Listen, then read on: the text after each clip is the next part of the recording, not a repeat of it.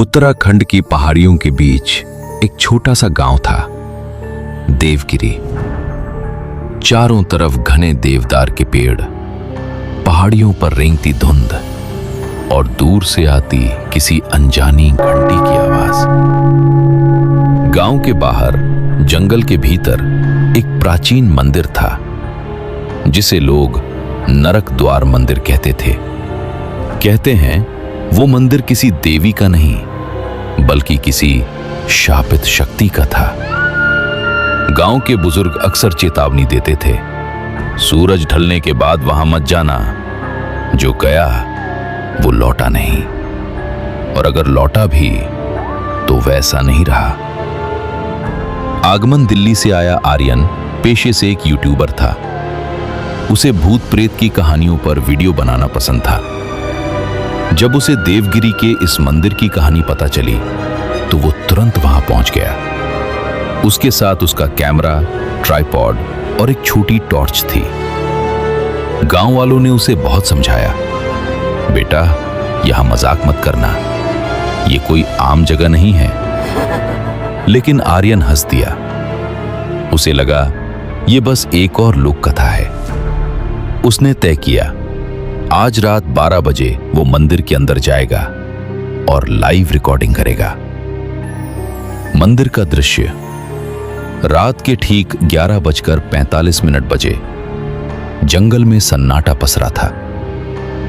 जैसे ही आर्यन मंदिर के पास पहुंचा, हवा अचानक ठंडी हो गई। पेड़ों की शाखाएं बिना हवा के हिलने लगीं। मंदिर की दीवारें टूटी हुई थीं। मुख्य द्वार आधा झुका हुआ, जैसे किसी ने उसे अंदर से खींचकर तोड़ दिया हो। दरवाजे पर लाल रंग से कुछ लिखा था, प्रवेश मत करो, यहां से वापसी नहीं। आर्यन ने कैमरा ऑन किया। दोस्तों, आज मैं हूं देवगिरी के उस मशहूर नरक द्वार मंदिर में। उसकी आवाज आत्मविश्वास से भरी थी, लेकिन जैसे ही उसने मंदिर की चौखट पार की, कैमरा कुछ सेकंड के लिए ब्लैंक हो गया। अंदर की सच्चाई। मंदिर के अंदर अजीब सी गंध थी, जैसे सड़ी हुई चीजों की। दीवारों पर काले धब्बे थे और फर्श पर सूखा हुआ खून।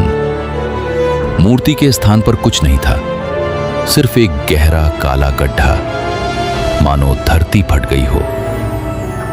अचानक मंदिर की घंटी अपने आप बजने लगी, टन टन टन। आर्यन ने पीछे मुड़कर देखा। दरवाजा बंद हो चुका था। उसने दौड़कर दरवाजा खोलने की कोशिश की, लेकिन वो हिल भी नहीं रहा था। उसके कैमरे में अचानक स्टैटिक आने लगा। स्क्रीन पर कुछ सेकंड के लिए एक चेहरा दिखा, लंबे बाल, जली हुई त्वचा और लाल आंखें। आर्यन घबरा गया। कौन है वहां? उसने चिल्लाकर पूछा। जवाब में सिर्फ एक फुसफुसाहट आई, तू क्यों आया? श्रापित पुजारी की कथा कहा जाता है, 100 साल पहले इस मंदिर में एक तांत्रिक पूजा होती थी।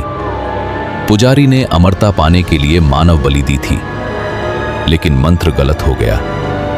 देवी प्रकट नहीं हुई, कुछ और जाग गया। उस रात पूरा गांव जल गया और पुजारी का शरीर कभी नहीं मिला। लोग कहते हैं उसकी आत्मा उसी गड्ढे में फंसी है और हर साल एक नई आत्मा खोजती है। सामना आर्यन ने गड्ढे के पास जाकर कैमरा झुकाया। अंदर सिर्फ अंधेरा था, लेकिन अचानक उस अंधेरे में 2 लाल आंखें चमकी। एक काली आकृति धीरे धीरे ऊपर उठी। उसका शरीर आधा जला हुआ था, हाथों की उंगलियां लंबी और नुकीली। तूने दरवाजा खोला है। आवाज गूंजी, जैसे कई लोग एक साथ बोल रहे हों। आर्यन पीछे हटने लगा, लेकिन उसके पैर किसी चीज से टकराए। उसने नीचे देखा, फर्श पर हड्डियां थीं, मानव हड्डियां। अंतिम रिकॉर्डिंग कैमरा अभी भी रिकॉर्ड कर रहा था। आर्यन चिल्लाया, यह सब नकली है, कोई मजाक कर रहा है। अचानक उसकी टॉर्च बुझ गई। मंदिर के अंदर सिर्फ लाल रोशनी रह गई। वो आकृति अब उसके ठीक सामने थी। तू भी यहीं रहेगा। एक तेज चीख सुनाई दी। कैमरा जमीन पर गिर गया। स्क्रीन पर बस इतना दिखा, आर्यन हवा में उठा और अंधेरे में समा गया। फिर सब शांत। सुबह का रहस्य। अगली सुबह गांव वाले मंदिर के बाहर इकट्ठा हुए। दरवाजा खुला था, अंदर कोई नहीं था, ना आर्यन ना उसका कैमरा। लेकिन गड्ढे के पास एक नया खून का निशान था और दीवार पर लाल रंग से लिखा था, एक और आ गया। अंतिम सच। कुछ महीनों बाद YouTube पर एक नया चैनल शुरू हुआ। नाम था नरक द्वार लाइव। पहला वीडियो अपलोड हुआ। वीडियो में वही मंदिर था। कैमरा अपने आप घूम रहा था और अंत में स्क्रीन पर आर्यन का चेहरा दिखा, लेकिन उसकी आंखें अब लाल थीं। वो मुस्कुराया और बोला, अगला कौन आएगा? वीडियो अचानक बंद हो गया। आज भी देवगिरी गांव आज भी है, मंदिर भी है, लेकिन वहां जाने की हिम्मत कोई नहीं करता। रात के 12 बजे अब भी जंगल में घंटी बजती है और कभी-कभी कोई फुसफुसाहट सुनाई देती है, तू क्यों आया?